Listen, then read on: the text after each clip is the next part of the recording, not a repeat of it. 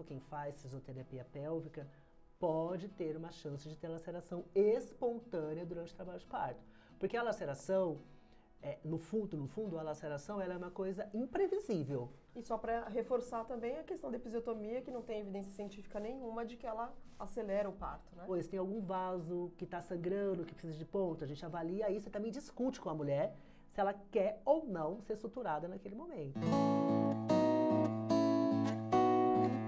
Afinal, o que é a laceração que ocorre durante o trabalho de parto? O que é? Então, a temida laceração, né, que todas têm que todas têm medo de que pode acontecer na hora do parto, você tem que imaginar uma coisa mais ou menos assim. Aqui está a entrada da vagina, esse é o espaço entre o começo da vagina e o ânus, que está aqui embaixo. A laceração ela pode acontecer aqui. A laceração pele, né? Na pele e no músculo. A laceração espontânea, que é diferente da episiotomia. Que é uma laceração causada ali por um corte, que no caso... Intencional por uma tesoura. Por uma tesoura ou por um bisturi. Por um bisturi. Certo? E aí, a grande diferença é que, primeiro, uma mulher que é preparada durante o pré-natal, com fisioterapia pélvica, por exemplo, diminui ainda mais a chance dela ter uma laceração na hora do trabalho de parto. É óbvio que mesmo quem faz fisioterapia pélvica pode ter uma chance de ter laceração espontânea durante o trabalho de parto. Porque a laceração, no fundo, a laceração ela é uma coisa imprevisível. Assim, a gente não sabe que mulher que vai ter ou não laceração na hora do trabalho de parto, mas a gente sabe quais são os fatores que podem aumentar a chance dessa mulher ter a laceração. Por exemplo, posição ginecológica, sucessivos toques vaginais, que deixa a região mais sensível, a entrada da né? vagina um pouco mais sensível, puxo dirigido, né? Ficar colocando o dedo na vagina e abaixando o períneo para ver se a criança está descendo.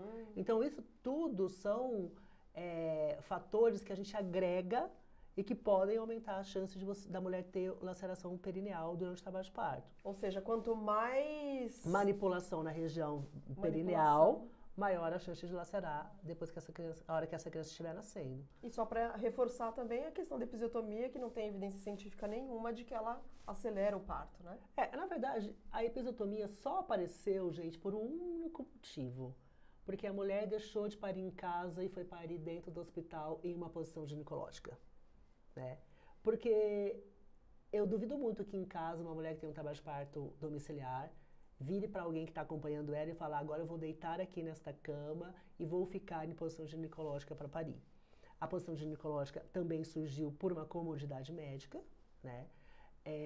E é uma posição que não favorece muito o nascimento, porque não conta com a gravidade a favor. Segundo, o cóccix e o sacro fica preso naquela superfície rígida, então não tem mobilidade para aumentar a passagem para o bebê. Aí eu acho que pensaram assim: ok, tá em posição ginecológica, tá demorando para nascer, então tá bom, vamos cortar a vagina da mulher. Vamos abrir esse canal aqui. Na tentativa de ampliar o canal vaginal. É uma mentira, né, porque não se amplia nada.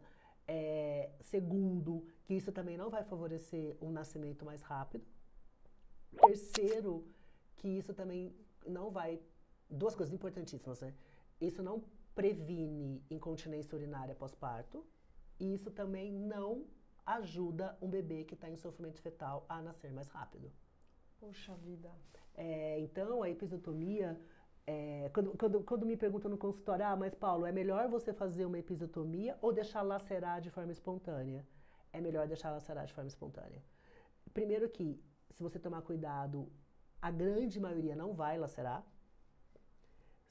Terceiro ou segundo, que as lacerações que ocorrem, na grande maioria das vezes, a laceração grau 1 ou grau 2. Grau 1 é como se fosse dentro da dentro da mucosa vaginal. Grau 2 pega um pouco nesse sentido, né? Nesse sentido aqui. Dessa pele, né? Desta pele. E dependendo do tamanho da laceração, na grande maioria das vezes você também não precisa suturar, você não precisa dar ponto. As lacerações mais graves e que, felizmente, são as que têm uma porcentagem menor de ocorrência, é a laceração grau 3, que pega o músculo do esfíncter do ânus, e a laceração grau 4, que abre tudo, né? Pega o reto também. Essas lacerações que são mais graves, grau 3 e grau 4, elas precisam de sutura, elas precisam preferencialmente que, se o obstetra não tiver segurança em manejar essas lacerações, que seja chamado um proctologista para já oferecer o reparo necessário no mesmo momento, depois que o bebê nasceu, né? Mas felizmente elas são muito raras, acontece em 1 ou 2% de todos os trabalhos de parto. É muito raro. Então, E essa questão que você falou de que, na grande maioria das vezes, não precisa nem de sutura, já é um grande indicativo de que, assim, ela, espontaneamente ali, ela já vai se curar sozinha, né? Eu sempre digo que a vagina, ela não é só um órgão sexual, ela também é preparada para poder passar uma criança através dela, né? Então,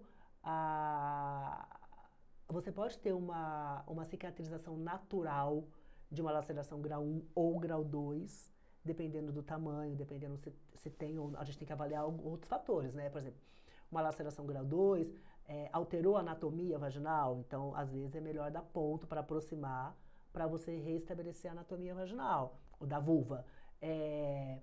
Laceração grau 2, tem algum vaso que está sangrando, que precisa de ponto, a gente avalia isso e também discute com a mulher se ela quer ou não ser suturada naquele momento.